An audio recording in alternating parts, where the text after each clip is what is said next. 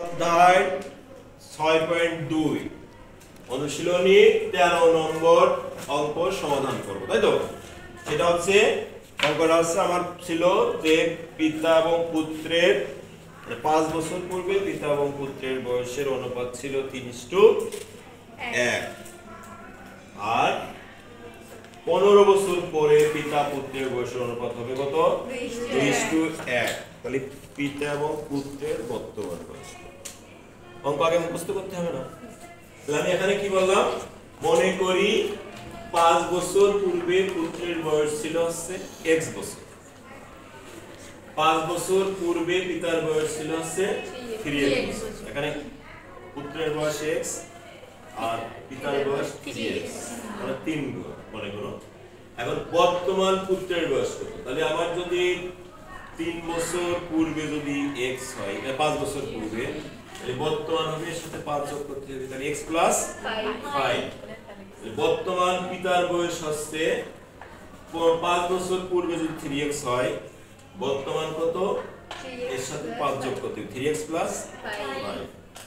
আবার 15 বছর পরে পুত্রের বয়স হবে, বর্তমান যা তার সাথে আবার 15 যোগ হবে, সেটা কি হলো? x + 5 + 15, x + 20 বছর।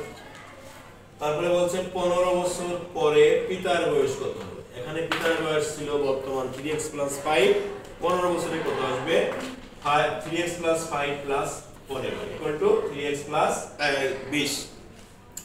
এখন আমার এই শর্ত দেওয়া আছে 15 বছর পরে পিতা এবং পুত্রের বয়সের অনুপাত হবে 1:2।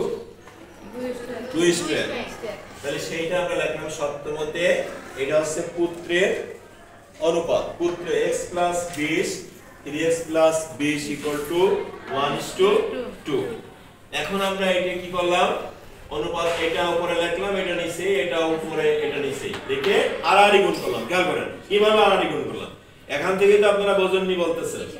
আড়াআড়ি গুণ বলতে এই যে 1 এর সাথে এইটা আর x + 20 এর সাথে 2, তাহলে 2 এর সাথে আমরা x + 20 যদি গুণ করি, তাহলে 2 আর x গুণ করি 2x, 20 আর 2 গুণ করি 40, আর ওই 1 এর সাথে 3x + 20 গুণ করলে 1 এর সাথে যাই গুণ করা যায় সেটাই হয়, তাহলে 3x + 20।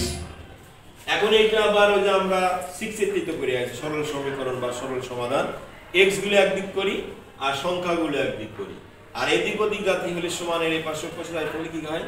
চিহ্ন পরিবর্তন হয়, প্লাস থাকলে মাইনাস, মাইনাস থাকলে প্লাস।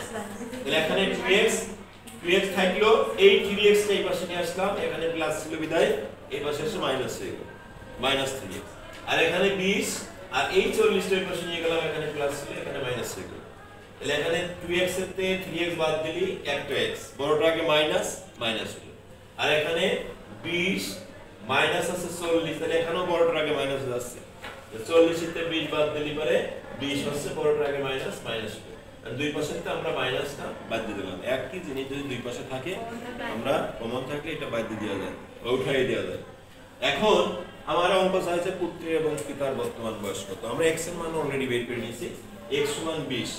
তাহলে আমরা এই যে বর্তমান পুত্রের বয়স x + 5 আর বর্তমান পিতার বয়স 3x + 5, এখানে x এর মান বসাই দিলি আমাদের পিতা পুত্রের বয়সের বেড়ে যাচ্ছে।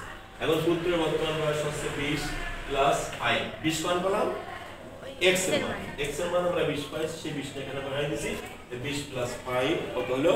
25। আর পিতার বর্তমান বয়স হচ্ছে 3 × 20, অর্থাৎ এই যে x এর মান বসালাম, মানে 20 দুগুণী বা 3 × 60 আর এই 5 কত হচ্ছে? 65।